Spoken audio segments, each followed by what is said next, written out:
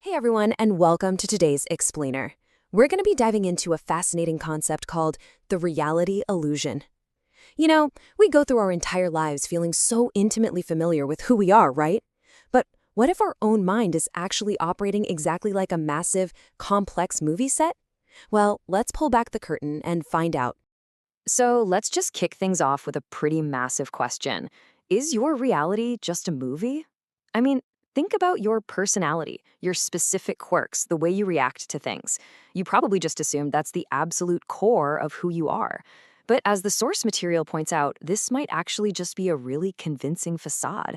It's kind of like a character playing out on the giant screen of your own awareness.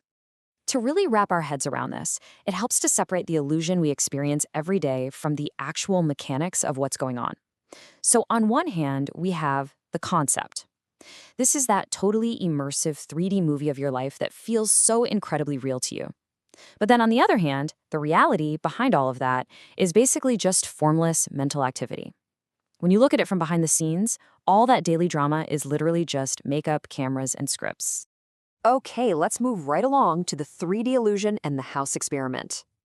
We're actually going to put this into practice right now. Seriously, do this with me. First, just close your eyes for a quick second. Now picture yourself sitting comfortably in your home. Really feel it. Notice how incredibly real and safe it feels. Maybe you can even vividly see that annoying pile of laundry you've been avoiding all week. But wait, realize for a second that this is just a memory. You aren't actually seeing it. Your eyes are closed. Your mind is perfectly recreating a 3D space in real time right inside your head.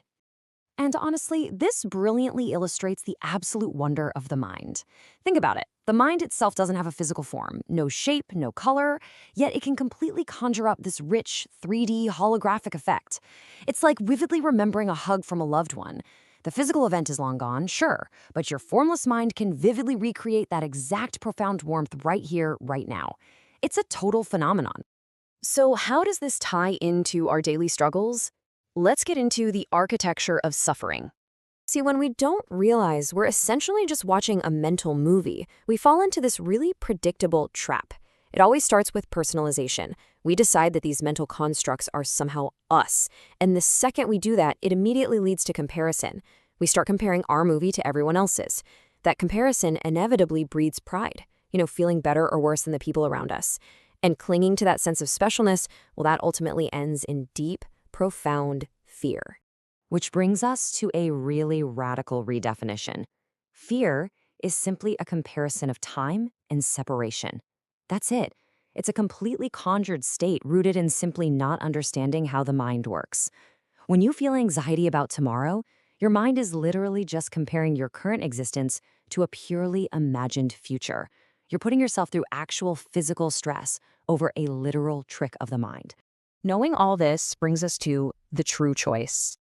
To find an escape hatch from this exhausting mental loop, we need to strip away all that mystical jargon that usually gets slapped onto meditation.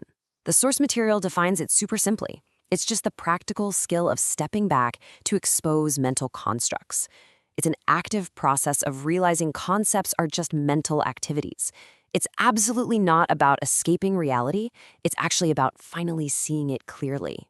So you really have an ultimate responsibility here. You can choose dwelling in concepts, which basically means getting lost in the storyline. And honestly, that path guarantees fear because you're totally at the mercy of those illusions. Or you can choose observing reality.